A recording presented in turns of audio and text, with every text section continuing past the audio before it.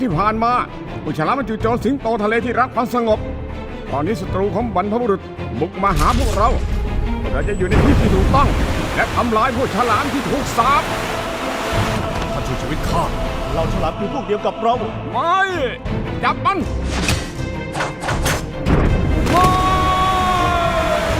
เราสิงโตทะเลไม่ต้องอยู่ในความหวาดกลัวอีกต่อไป แต่เราจะยื่นมือเพื่อช่วยเหลือเราฉลาม และเพื่อมิตรภาพ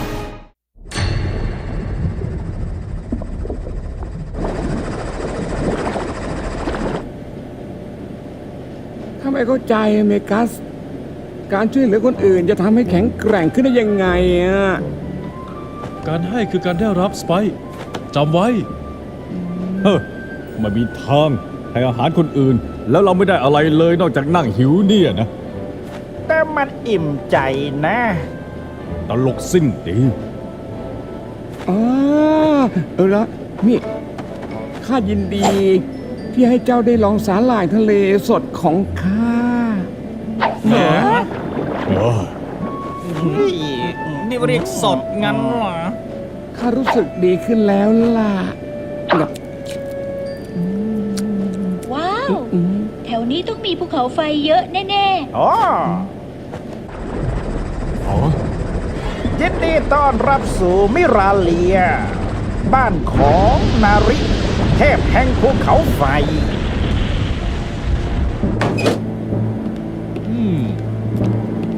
มืดไปหมดเลย อ๋อ และนี่มันร้อนกว่าปกติเออ ข้าไม่เคยเห็นอะไรอย่างนี้มาก่อนเลย มันต้องมีอะไรแปลกๆเกิดขึ้นแน่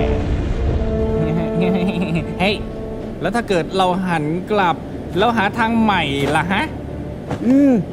นั่นฟังดูเข้าท่า เยี่ยมเลย ไม่ต้องชมก็ได้นะสไปซ์ ถ้าไม่อยากจะเชื่อตัวเองว่าจะพูดแบบนี้ แต่อยากจะบอกว่าข้าเห็นด้วยกับพวกเขา ขอโทษนะทุกคน แต่เราไม่มีเวลาที่จะไปทางอื่นแล้ว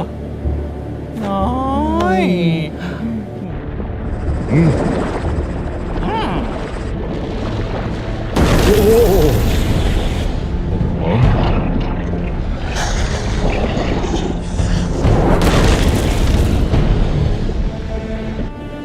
เจ้าเห็นนั่นไหม แน่นอนว่าข้าเห็นเออโอ้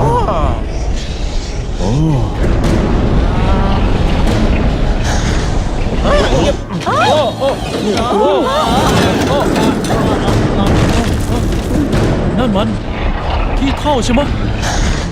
มันมาจับหัวไฟพวกนั้นกำลังคุกกลุ่นอยู่ พวกเราแย่แล้ว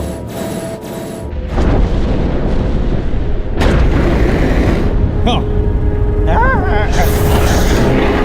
หรือไกด์มาแล้ว นี่มันน่าจะเป็นมหกรรมภูเขาไฟครั้งยิ่งใหญ่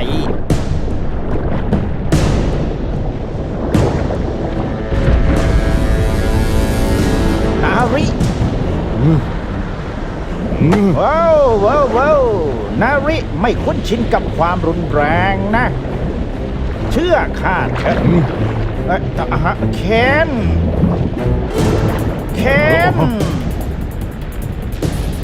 ข้ารู้ เราไม่มีเวลาแล้วนะ เคน เฮ้ย ไม่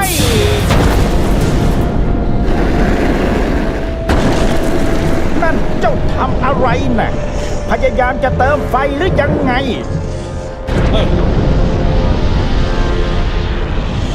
จับให้แน่นนะทุกคน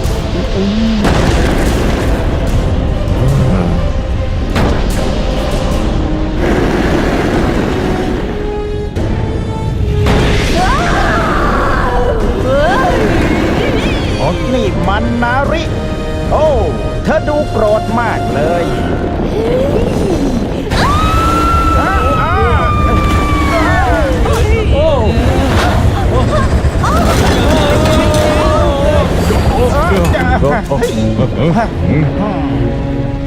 มีอะไรแปลกๆเกิดขึ้นกับนาริ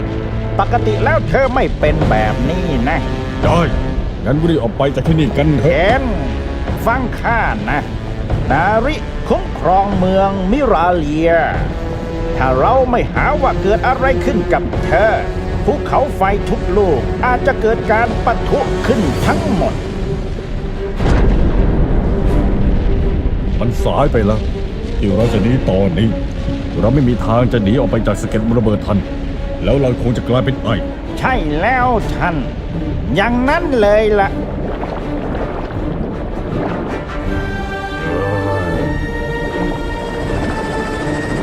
เมกัส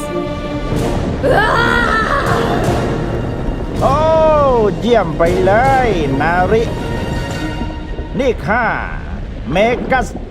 เจ้าสิงโตแห่งท้องทะเล เมกัส สหายเก่าของข้า ช่วยข้าที ข้ามาที่นี่เพื่อช่วยท่าน สิ่งมีชีวิตบางอย่าง อยู่ข้างในตัวข้า มันทำให้ข้าทรมานมาก ติดใจกลางตัวข้า เมกัส ข้าเจ็บ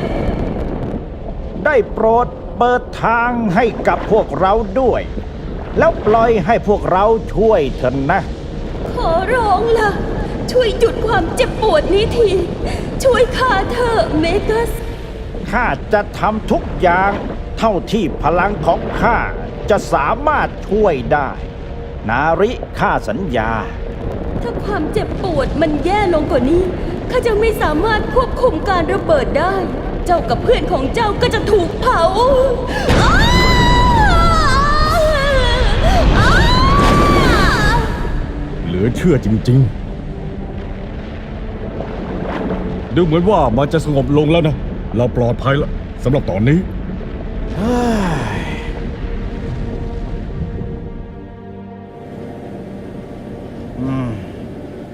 แล้วมันเกิดอะไรขึ้นกับนาริเหรอ บางอย่างจู่โจมเธอจนเป็นแบบนี้ พวกเราจะต้องช่วยเธอ ข้าเห็นด้วยที่สุดเพราะถ้า เราไม่ทำอะไรสักอย่าง เธออาจจะไม่สามารถควบคุมได้จะต้องระเบิดในที่สุด ความร้อนจะทำลายทุกอย่างและบริเวณรอบๆ รวมทั้งพวกเราด้วย ใช่แล้ว มีคำแนะนำอย่างอื่นอีกไหม ว่าไง เราจะต้องไปถึงใจกลางของนาริให้ได้ ด้วยทางไหนทางหนึ่ง ข้าอาจจะสามารถใช้อควาสโคปเพื่อสร้างแผนที่จากคลื่นเสียงสะท้อน เจ๋งเลย อย่างนี้เราก็จะมีแผนที่ให้ดูตลอดการเดินทางสู่จุดศูนย์กลางแล้ว แค่ตามสัญญาณไป เยี่ยมเลย งั้นไปกันเลย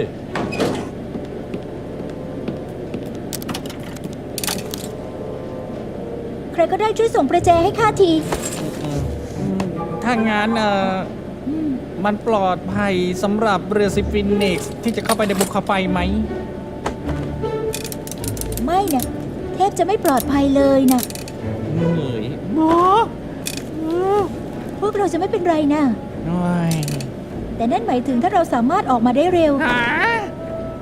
ถ้าพวกเราอยู่นานเกินไปก็อาจจะโดนทำลายได้ ข้าจะอยู่กับนาริ ถ้าข้าสามารถทำให้เธอสงบลงได้ นั่นอาจจะช่วยซื้อเวลาให้เราได้ เราต้องใช้ทุกอย่างที่เรามีเพื่อช่วยเธอให้ได้ อยู่ที่นี่เราช่วยดูแลเมกัสด้วยนะ ทำได้ไหม อะไรนะข้าเป็นนักรบนะ ไม่ใช่คนเลี้ยงเด็ก เออใจเย็นนะเจะไม่สามารถเข้าไปข้างในกับพวกเราได้อยู่ดี มันร้อนเกินไป ก็ได้ ข้าจะคุ้มครองเมกัสด้วยชีวิตเลย ขอบคุณนะเคนข้ารู้ว่าเชื่อใจเจ้าได้เสมอ โอเค เอาแล้วนะ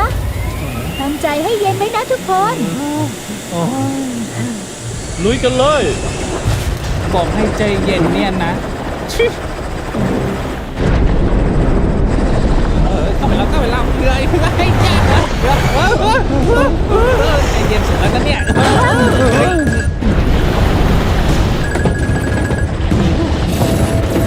มาแล้ว ว้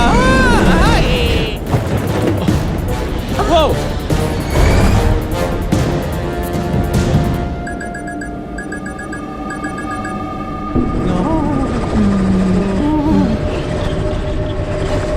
นี่เจ้ารู้สึกไหม ว่าไม่ใช่มีแค่พวกเราใช่ไหม เตรียมตัวรับมือไว้ให้พร้อมว้าวฮะลายที่ตัวพวกนั้น Shadow Master โอ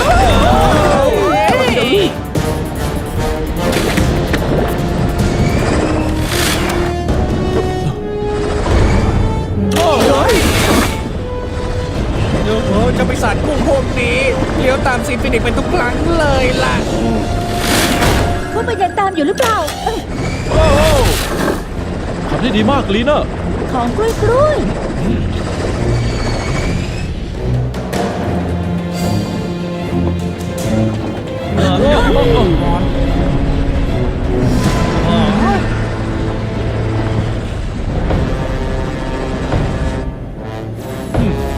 เรามีเพื่อนตามมาด้วยแล้ว ไม่เอาแล้ว รักเข็มขัดเร็ว